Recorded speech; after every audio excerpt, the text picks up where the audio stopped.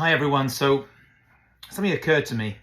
People say this is a big war with Hamas in Gaza, and that is true. It's definitely one of the big fronts of this war. But I believe there's many more than just one front of this war. We have multiple fronts. Of course, we have Gaza and Hamas hurting us over there. We have Hezbollah up north. We have a lot of stuff happening in the West Bank, on the east side of Israel. We have online. We have college campuses. We have high schools. I deal with a lot of students. High schools. You have graduate schools. We're dealing with a multi-pronged attack on our people in many areas. Now, I'm not a military strategist. However, when it comes to propaganda, we all have to do something about it. When Yaakov Avinu left Israel to go to Haran in order to save himself from his twin brothers trying to kill him, his mother, Rebecca, told him to live with her brother Lavan. So now Jacob, is in with his uncle Lavan. Now the name would seem like a great name, Lavan. In Hebrew it means white and pure. However, he was a terrible person, and his main trait was deception. He was the master of deceiving Yaakov and everyone else in order, in his case, to get material and financial gain.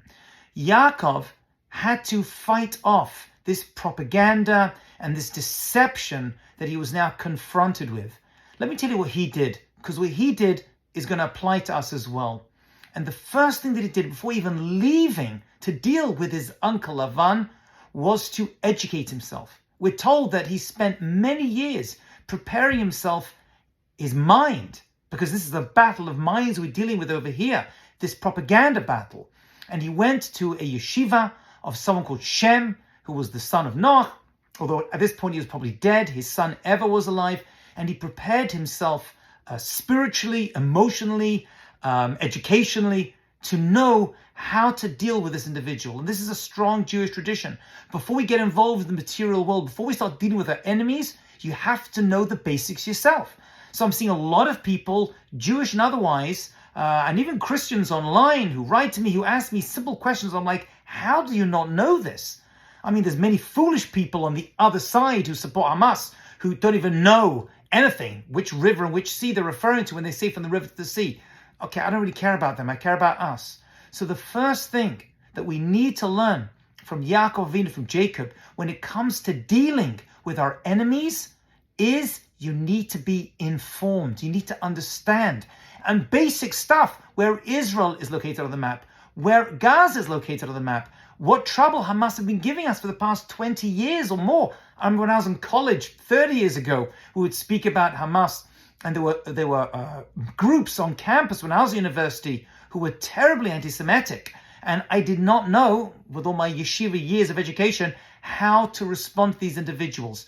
Becoming informed and knowledgeable, knowing the spiritual background of this battle as well, which I've made into my main form of education, understanding the history of Yishmael, understanding Esav, understanding Amalek and Gog and Magog, and the whole idea of Mashiach and the Achrit Yamim, the end of days. All this is very, very important because they're involved in it and they tap into this energy, and we have to as well. Something else Yaakov did, which I have to make an entire video about, but I'm going to mention it now, is that Yaakov knew the power of prayer. When it comes to defeating our enemies, prayer is a major thing. And there's been this shift, which I've seen more in Israel than, unfortunately, here in the United States, but definitely I've seen it in Israel, this shift towards praying, whether it's saying Tehillim, if a person does read Hebrew, just talking to Hashem and asking for success.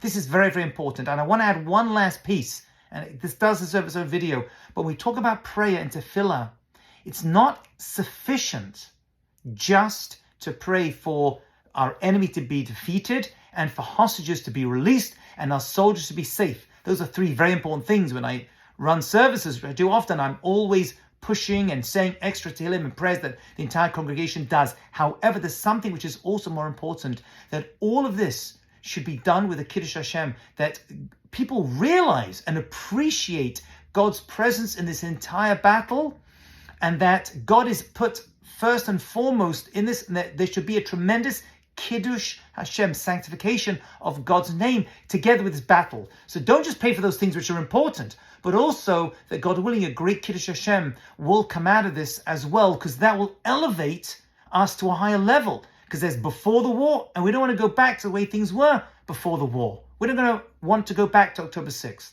We want to move back forward into a much better time, and that will come around not just through the elimination of our enemies, because there's always going to be enemies, but the spiritual uplifting of ourselves, our people, and ultimately the entire world as well.